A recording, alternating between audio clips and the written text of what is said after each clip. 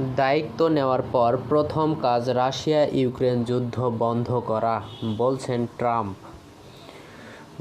যুক্তরাষ্ট্রের নবনির্বাচিত president Donald Trump জানিয়েছেন, জানুয়ারি মাসে দায়িত্ব গ্রহণের পর তার প্রথম কাজ হবে রাশিয়া-ইউক্রেন যুদ্ধ বন্ধ করা। শুক্রবার যুক্তরাষ্ট্রের ফ্লোরিডায় আমেরিকা ফার্স্ট পলিসি ইনস্টিটিউট এর অনুষ্ঠানে এই বক্তব্য দিয়েছেন তিনি। নির্বাচনের পর এটি তার জনসম্মুখে দেওয়া প্রথম দীর্ঘ বক্তব্য।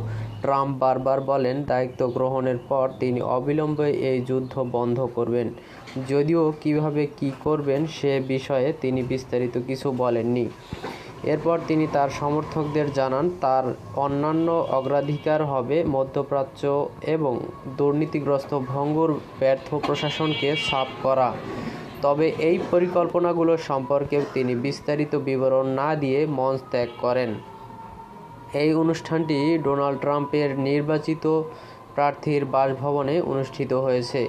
America first policy institute Donald ট্রাম্পের নিজেরই সংস্থা। 2021 সালে ট্রাম্প প্রশাসনের কর্মকর্তাদের হাত ধরে প্রতিষ্ঠিত হয় এই সংস্থাটি।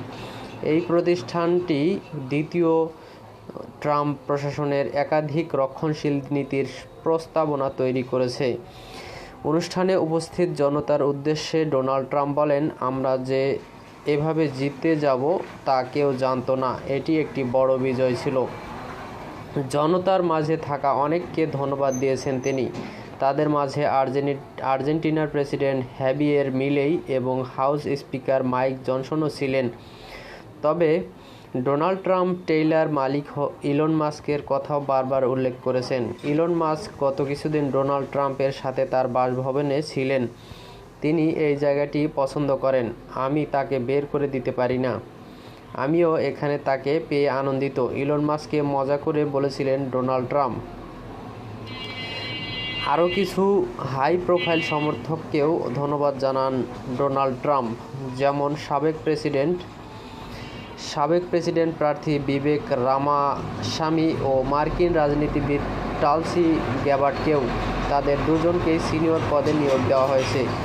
এছাড়াও ফ্লোরিডায় বক্তব্য দেওয়ার সময় ট্রাম্প ঘোষণা করেন তিনি হোম সেক্রেটারি হিসেবে ডগ বারগামকে মনোনীত করেছেন।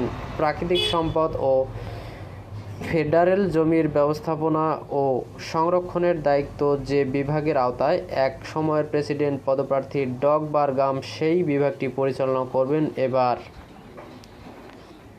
তো এই হচ্ছে আজকের এই সংবাদটি। তো ভালো লাগলে অবশ্যই লাইক শেয়ার করে আমাদের পাশে থাকবেন।